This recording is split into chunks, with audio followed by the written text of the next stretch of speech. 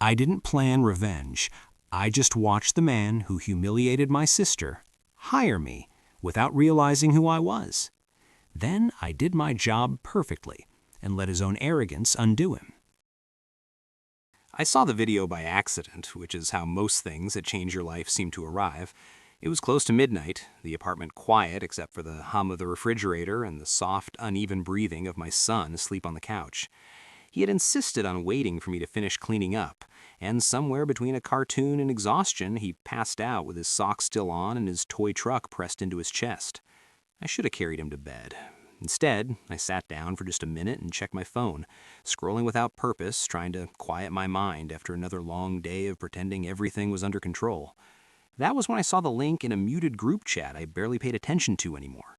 No message, no context, just a thumbnail with a familiar face. My sister, Lena. At first, I thought it was old footage, maybe an interview from years ago when she was still married, still trying to make her way in a world that never quite met her halfway. But when I tapped the video, I knew immediately this was recent. The lighting was too sharp, the format too modern, and the man sitting across from her was impossible to miss. Daniel Cross, CEO, visionary, media favorite, the kind of man whose calm confidence made people believe he was always right, even when he wasn't. The host asked him about lessons from failed relationships, framing it as a harmless reflection, something soft and insightful. Daniel smiled, leaned back, and began speaking with the ease of someone who had rehearsed his own narrative 1,000 times. He talked about ambition as if it were a moral virtue, about emotional discipline as if it were the same thing as emotional absence. He said some people confuse effort with impact, that not everyone is built to operate at the highest levels, and that leadership requires clarity, not compromise. He never raised his voice. He never looked angry. That was the worst part. He spoke like a teacher explaining a simple truth to an audience he assumed would agree. Lena sat there, nodding politely, hands folded in her lap. She didn't interrupt him. She didn't defend herself. I could see her trying to stay composed, trying to keep her face neutral while each sentence chipped away at her dignity in front of strangers. He didn't use her name, but he didn't need to. Anyone watching could see who he was talking about. Anyone who had ever loved someone like Lena could feel it. When the camera cut to her for a reaction, she smiled faintly, the kind of smile you wear when you don't want to give someone the satisfaction of seeing you break. I paused the video halfway through and stared at the screen. My chest felt tight, not with sudden anger, but with something slower and heavier. A recognition. I'd seen that look on Lena's face before, when she called me after signing divorce papers she didn't want, when she sat at my kitchen table years earlier, twisting a coffee mug in her hands, saying she felt like she had disappeared inside a life that never fully belonged to her. I finished the video in silence. When it ended, I didn't throw my phone or curse his name. I just sat there, listening to the quiet apartment, aware of my son sleeping a few feet away, trusting me completely without knowing the world he was growing into. That night, I didn't sleep much, not because I was plotting anything, but because something had settled in me, something that refused to be ignored. 2 weeks later, life shifted again, the way it always seems to when you're already stretched thin. The company I worked for announced layoffs, dressed up in language about efficiency and future growth. My position was eliminated by noon. By evening, I was sitting at the same kitchen table, trying to explain to my son why Daddy might be home more for a while. He asked if I was sick. I told him no. He asked if we were still okay. I told him yes, even though I wasn't sure what that meant yet. That night, after he went to bed, I opened my laptop and started applying anywhere that would keep us afloat. I wasn't being picky. Stability mattered more than pride. Somewhere between rejection emails and job boards, an unfamiliar name appeared in my inbox. Crossway Dynamics. Executive assistant position, temporary, with potential for permanent placement. I almost dismissed it as a coincidence until I read the signature at the bottom. Daniel Cross. My first reaction was disbelief, followed quickly by a bitter, almost humorless laugh. The timing felt cruel, like the universe testing whether I would look away or lean in. I closed the laptop and walked into my son's room to watch him sleep for a moment, his face peaceful, unaware of CEOs and podcasts and the quiet ways people hurt each other. I didn't think about revenge then. I thought about responsibility, about the way Lena had carried herself with grace while being reduced to a lesson in someone else's success story, about how often people like Daniel moved through life without ever seeing the consequences of their words. By the time I returned to the laptop, my decision was already made. I didn't apply out of anger. I applied because sometimes the only way to understand power is to stand close enough to see how fragile it really is. By the time the interview was scheduled, the initial shock of seeing Daniel Cross's name in my inbox had faded into something steadier, something more controlled. I told myself, more than once, that this was just a job, that whatever history existed between him and my sister had nothing to do with me. That was the story I practiced in my head while I ironed my only decent shirt and packed my son's lunch that morning. He watched me from the kitchen table, swinging his legs and asking if this was a big meeting. I said yes because it was easier than explaining the weight I felt in my chest, the awareness that I was stepping into a room where my sister's dignity had once been quietly dismantled. The interview took place in a glass-walled office high above the city, the kind of space designed to make you feel small before you even sat down. Daniel stood when I entered, offered a firm handshake, and smiled in that measured way that had made him so effective on camera. There was no recognition in his eyes, no flicker of familiarity. To him, I was just another candidate, another name on a list. He asked about my background, my experience managing executives, my ability to handle pressure without letting it show. I answered honestly, keeping my voice even, my posture relaxed. I told him I understood discretion, that I didn't need credit for work done behind the scenes, that I believed systems mattered more than personalities. He nodded, as if I were confirming things he already believed about himself. When the interview ended, he didn't keep me waiting. He offered the position immediately, framing it as an opportunity for growth, for proximity to decision-making.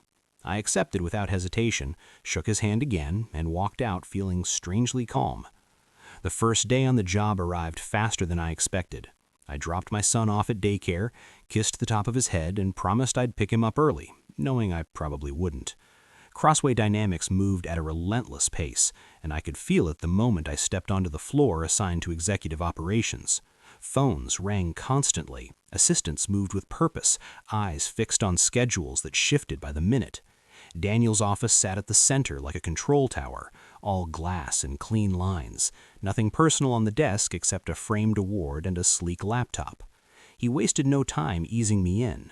Meetings started at 7, emails poured in before 8. He spoke quickly, assuming I would keep up. I did. I took notes the way I always had, not just recording what was said, but what was implied, what was left hanging. I watched how he interacted with people, how he thanked them without warmth, how he listened just long enough to respond. There was no overt cruelty in him, no obvious villainy. That was what made him dangerous. He believed his calm was kindness, his detachment a sign of professionalism. Over the next few weeks I learned his rhythms, when he needed coffee and when he forgot to drink water, which board members he respected and which ones he dismissed internally. I learned how often he spoke about values without naming the people who carried them. I did my work quietly, efficiently, anticipating needs before he voiced them. When he made small mistakes, misremembered dates, or overlooked details, I corrected them before anyone noticed. It wasn't about protecting him. It was about mastering the environment. Slowly, people began to rely on me. Other executives would stop by my desk to ask for clarification, for summaries, for context Daniel hadn't provided. I answered without embellishment, without inserting myself into the story. At home, my life felt like a contrast in every possible way. Evenings were about reheated dinners, bedtime stories, and answering endless questions about dinosaurs and superheroes. My son didn't care where I worked or who my boss was. He cared that I listened, that I showed up, that I stayed. Sometimes, after he fell asleep, I would sit in the dark and think about Lena, about whether she was okay, about whether she had seen me walk into Daniel's world without knowing it. I hadn't told her, not because I was hiding anything, but because I didn't yet know what it meant. There were moments at work when Daniel's voice would echo something he had said on that podcast, the same quiet certainty, the same belief that success justified everything. Each time I felt the distance between us grow, not with anger, but with clarity. I wasn't there to confront him. I wasn't there to defend my sister in words he would never accept.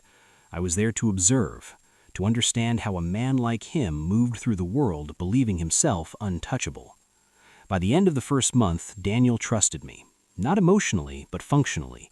He handed off responsibilities without second thought, confident I would handle them without needing guidance. That trust wasn't earned through flattery or submission. It was earned through consistency, through showing up every day and making his life easier without ever asking for acknowledgement. I realized then that power rarely notices the people holding it up. And as I stood there, balancing board schedules and daycare pickups, I understood something else too. This job wasn't just a means to survive, it was a vantage point. And from that vantage point, I could finally see how easily confidence slid into arrogance and how quietly consequences began to form when no one thought to look for them. By the time my third month at Crossway Dynamics began, the job no longer felt new, but it hadn't become comfortable either, which I learned was exactly how Daniel liked things. Comfort, to him, bred carelessness. He moved through his days with a sharp, controlled urgency, stacking meetings back to back, making decisions at a pace that impressed outsiders and exhausted everyone beneath him. I stayed close enough to keep things running smoothly, but far enough back that I remained invisible when he wanted to feel alone at the top. That balance mattered. I noticed how rarely he paused to reflect, how he preferred momentum over certainty, confidence over verification. In meetings, he spoke first and last, framing discussions in ways that left little room for dissent. People nodded even when they disagreed, and when they didn't, he remembered. I began to understand that his authority didn't come from intimidation, but from expectation. He expected people to follow, and most of them did. My role gave me a unique perspective. I saw the emails he skimmed but didn't fully read, the data he trusted because it aligned with his instincts, the warnings buried in attachments that never reached the surface. I didn't correct him publicly. I didn't challenge him in rooms where egos mattered more than accuracy. Instead, I adjusted quietly. I rephrased emails before they went out, clarified commitments before they became promises, and ensured that potential failures were addressed before they could be traced back to him. The more I did this, the more his confidence grew, and with it, his dependence. He began asking for my input indirectly, testing my reactions in small ways, watching how I responded when he floated ideas that were half-formed or poorly grounded. I kept my answers measured, offering facts without judgment, options without recommendation. That seemed to satisfy him. At the same time, others started to see me differently. Board members lingered after meetings to ask follow-up questions. Senior executives copied me on messages meant for Daniel, trusting that I would translate his intentions into something actionable. None of this was official. It never is. Influence rarely announces itself. It accumulates quietly, through reliability, through being the person who notices what everyone else overlooks. I could feel the shift in the air, subtle but undeniable. Daniel still held the title, the spotlight, the authority, but information began flowing around him, not through him, and he didn't seem to notice. At home, my life continued in a rhythm that felt increasingly separate from the world I inhabited during the day. Mornings were rushed but familiar, my son insisting on wearing mismatched socks, asking if I would be at his school pickup or if someone else would come instead. I promised him I'd be there, even when I wasn't sure how I'd manage it. Evenings were quieter. We ate dinner together, talked about his day, and built small routines that grounded me in ways the office never could. Sometimes after he fell asleep, I found myself thinking about Lena again, not with the sharpness I felt that first night, but with a steady concern. I wondered if she had moved on from Daniel, if his words still echoed in her mind the way they had in mine. I wondered what she would think if she knew where I was spending my days. At work, Daniel began to reveal more of himself in moments he probably didn't realize were revealing at all. He spoke about loyalty as a transactional concept, something earned through performance rather than trust. He dismissed former colleagues who had left as people who couldn't keep up, never considering the possibility that they had chosen something else. There was an emptiness in the way he talked about people, as if relationships were interchangeable components in a larger system. I listened without reacting, filing these observations away. The more I understood him, the less personal the situation felt. This wasn't about my sister anymore. It was about witnessing how power insulated people from accountability, how success created a narrative that excused almost anything. There were days when I felt a strange pull toward sympathy, moments when Daniel's isolation was visible beneath the polished exterior. He worked late, ate poorly, and seemed perpetually restless, as if still chasing something he couldn't quite name. But those moments passed quickly, buried under the next decision, the next demand. As the weeks went on, I became more efficient, more precise, almost surgical in how I managed my responsibilities. I kept meticulous records, not out of suspicion, but out of habit. Documentation was safety. Clarity was protection. I had learned that long before Daniel entered my life. It didn't occur to me then how important those habits would become. I was simply doing my job, the same way I always had, with an attention to detail that came from knowing how easily small oversights could ripple outward. There was no grand plan forming in my mind, no sense of strategy or revenge. What I felt instead was a growing awareness of leverage, not in the aggressive sense, but in the quiet understanding that systems favored those who paid attention. Daniel continued to move forward, confident, admired, untouched by the discomfort he left behind. And I stayed where I was, close enough to see the cracks forming beneath the surface, patient enough to let them reveal themselves in their own time. By the start of the 4th month, something had shifted in ways that were difficult to measure but impossible to ignore, like a change in air pressure before a storm. Daniel still occupied the center of every room he entered, still spoke with the same measured authority, but the reactions around him had begun to change. People listened with more calculation now, less awe. They took notes more carefully. They followed up with me afterward, quietly asking for clarification on points Daniel had glossed over. I noticed it first in the small things, the way board members would glance at me during meetings when Daniel made a sweeping statement, the way senior executives would wait until he left the room before asking what he really meant. None of this was overt. It never is. Power doesn't collapse all at once. It erodes, grain by grain, when enough people stop believing the story they've been told. My role in this wasn't dramatic. I wasn't exposing secrets or undermining him in whispers. I was simply providing structure where there had been assumption and clarity where there had been confidence. After meetings, I sent concise summaries that highlighted decisions, responsibilities, and timelines without softening them. When commitments were made, I documented them precisely. When follow-up was needed, I ensured it happened. The result was a paper trail that told a story Daniel had never needed to read before, because for most of his career, his word had been enough. At home, my son sensed the tension even if he couldn't name it. He asked why I looked tired, why I was quieter at dinner. I told him work was busy, which was true, but incomplete.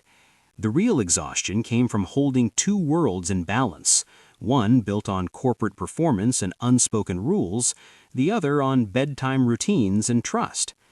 Lena called me one evening, her voice lighter than it had been in months. She talked about starting something new, about finally feeling like herself again. I listened, careful not to say too much, careful not to pull her back into a chapter she was trying to close. At work, Daniel's dependence on me deepened even as his trust thinned. He began double-checking certain decisions, asking for data he hadn't cared about before, watching reactions more closely. It was as if he could sense something changing but couldn't locate the source. He made small comments, offhand remarks about loyalty, about knowing who was really on his side. I responded the same way I always had, with professionalism and neutrality. That consistency seemed to unsettle him more than confrontation ever could have. In meetings, his tone sharpened slightly. He interrupted more. He restated points that had already been accepted, as if reinforcing his authority through repetition. People noticed. I noticed. And I adjusted. I ensured that when he spoke, the supporting information was available, the context clear, the implications documented. I wasn't correcting him. I was preserving accuracy. The distinction mattered, even if he didn't see it. As the quarter drew to a close, preparation for the board review intensified. Daniel was confident. He always was. He believed the numbers spoke for themselves, and in many ways they did. Growth was real, profits were strong. But beneath the surface were patterns that told a more complicated story. Missed opportunities framed as strategic choices, risks taken without contingency, successes propped up by last-minute interventions no one had acknowledged. My summaries reflected all of it, not critically, not emotionally, just factually. When the board meeting finally arrived, I sat along the wall as usual, laptop open, notes ready.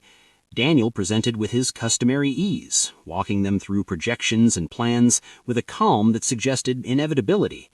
When questions came, they were sharper than before, more specific, less deferential.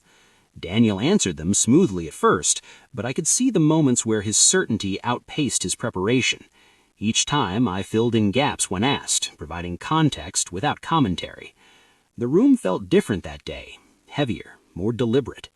Afterward, several board members approached me directly, thanking me for the clarity of the materials, for making complex decisions easier to understand. Daniel watched from a distance, his expression unreadable. In the days that followed, access tightened. Certain meetings were rescheduled without my knowledge. Information flowed more selectively. It was a quiet attempt to reassert control, and it told me more than any outburst ever could have. He wasn't angry. He was uneasy. That unease confirmed what I had suspected for weeks. The system no longer belonged entirely to him. At home, I lay awake some nights, not with triumph, but with a strange sense of inevitability. I hadn't planned this shift. I hadn't orchestrated it. I had simply shown up and done my job with a level of care that exposed how much of his success relied on people who never received credit.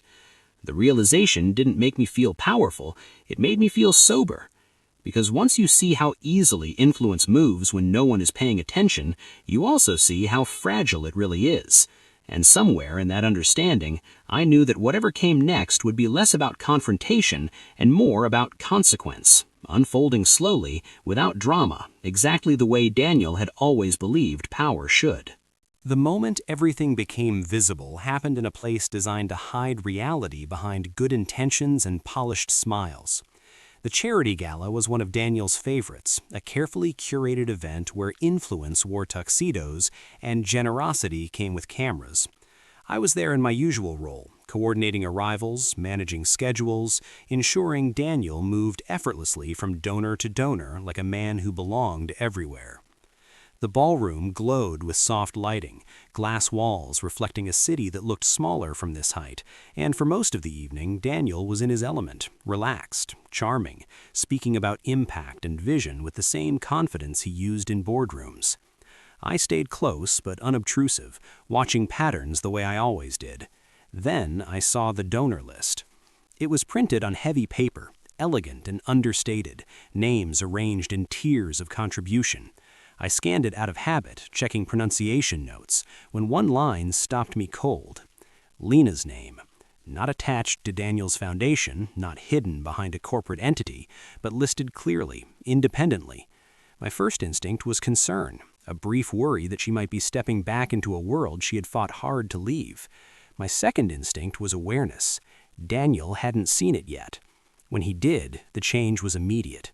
He was mid-conversation, laughing softly, when his eyes dropped to the page and his expression stalled. Not dramatically, but just enough to notice if you were watching closely. He excused himself with a nod and stepped aside, his attention fixed on the name as if it might rearrange itself if he looked long enough. When his eyes lifted, they went straight to me. Not past me, not through me, at me. "Are you related to her?" he asked quietly, his voice controlled but different, stripped of its usual ease. I didn't hesitate. I didn't soften it. I said yes. There was a pause that stretched longer than politeness allowed, and in that pause, something fundamental shifted. He didn't ask how, he didn't ask why, he didn't apologize. He simply nodded once and handed the list back to me, his jaw tightening in a way I hadn't seen before. The rest of the evening continued as if nothing had happened, but nothing was the same. Daniel's movements became more deliberate, his smiles slightly delayed, his attention fractured. I watched him retreat inward, recalculating, the way people do when they realize a story they've been telling themselves is no longer complete.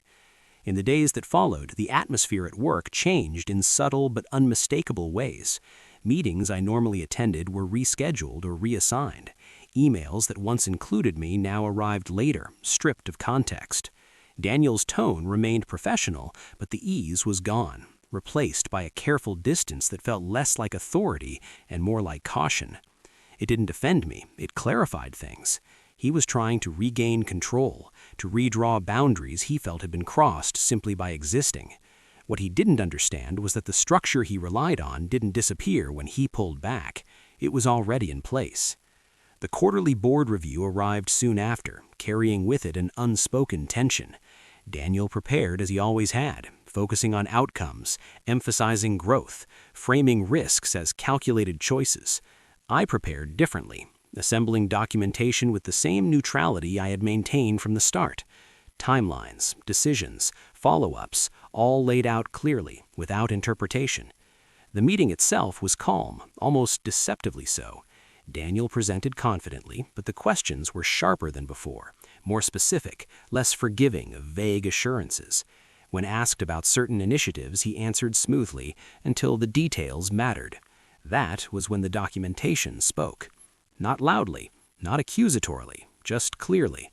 Board members asked follow-up questions that had been forming for months, questions that revealed patterns rather than isolated incidents. Daniel responded well, all things considered, but something fundamental had shifted. The board didn't challenge his authority outright, they refined it. Responsibilities were redistributed, oversight increased, autonomy narrowed. It was done politely, strategically, framed as support rather than restriction. Daniel nodded and agreed, the consummate professional, but the cost was evident.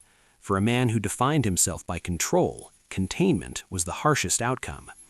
In the aftermath, he avoided me, not openly, not aggressively, but deliberately. Communication became formal, transactional. I didn't push, I didn't explain. I simply continued to do my job until it became clear that my presence unsettled him more than my absence would. That realization came quietly, one afternoon as I reviewed schedules that no longer required my input. I drafted my resignation that evening, short and respectful, citing personal priorities. When I handed it to him a few days later, he looked at it for a long moment before speaking. He asked why I was leaving now when things were stabilizing. I told him the truth, the same truth I had lived by since the beginning. That stability built on silence isn't stability at all. That people don't forget how they're treated just because time passes. He didn't argue, he didn't apologize. He simply nodded once and handed the list back to me, his jaw tightening in a way I hadn't seen before. The rest of the evening continued as if nothing had happened, but nothing was the same. The walk out of that building for the last time, I didn't feel victorious, I felt resolved. The balance had corrected itself without shouting, without spectacle, exactly the way power prefers when it's forced to face consequence. The weeks after I submitted my resignation moved at an oddly gentle pace, as if the world had decided not to rush me anymore, and for the first time in a long while, I allowed myself to move with it. Daniel accepted my notice without ceremony, thanked me for my work in the same neutral tone he used for everything else, and never asked me to stay. That, more than anything, confirmed I had made the right decision. We finished out the transition professionally. I documented processes, handed off responsibilities, and ensured nothing would unravel after I left. The office felt different during those final days, quieter in a way that had nothing to do with sound. People were careful around Daniel now, respectful but no longer reverent. He noticed it, even if he never named it. His authority still existed on paper, but it no longer filled the room automatically.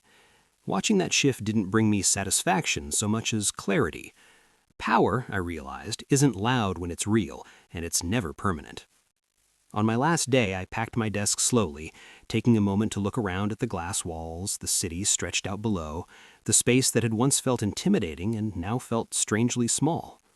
Daniel called me into his office just before lunch. He stood instead of sitting this time, hands resting on the desk, posture rigid but controlled. He asked, almost casually, why I was leaving when things were finally settling down. I told him the truth because there was no reason not to. I said that stability built on silence isn't real, that systems only work when people are seen, and that underestimating quiet people was a mistake he kept making.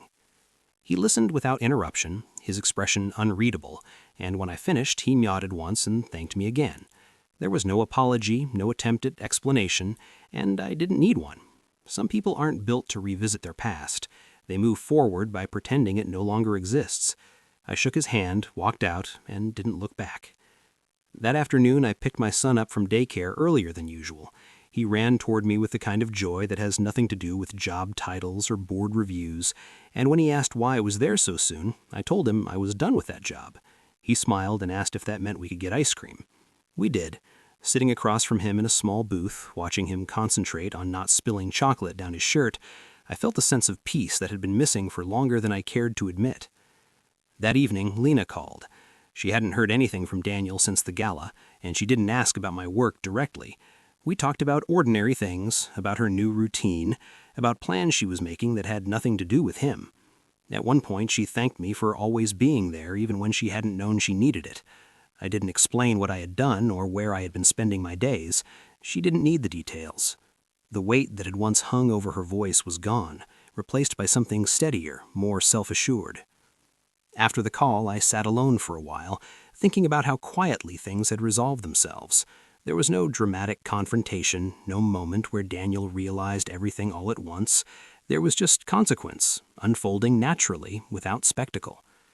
In the weeks that followed, I found new work, something smaller, less glamorous, but stable enough to keep life steady for my son.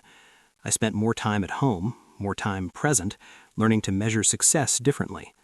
Sometimes, late at night, I thought about Daniel and wondered if he ever connected the dots fully, if he ever understood how close power had come to blinding him entirely. Maybe he did. Maybe he didn't. It didn't matter. What mattered was that my sister was free of that chapter, my son was growing up watching his father choose integrity over pride, and I no longer carried the quiet tension that had once sat in my chest like unfinished business. Revenge, I learned, doesn't always look like victory. Sometimes it looks like walking away without needing to explain yourself, like letting someone live with the limits they built for themselves, like choosing dignity when you could have chosen noise. When I tucked my son into bed that night, he asked if I would always be there in the mornings now. I told him I would do my best. He nodded, satisfied, and fell asleep within minutes. Sitting there in the dim light, listening to his breathing even out, I understood something I hadn't before. The story wasn't about a CEO or a public humiliation or even quiet revenge. It was about knowing when to step into power and when to leave it behind, about protecting the people you love without losing yourself in the process. And in that understanding, the chapter closed, not with applause or anger, but with the kind of peace that only comes when nothing is left unresolved. If you enjoy realistic, emotionally grounded stories about quiet revenge, family loyalty, and hidden strength, subscribe to Drew Daily Stories.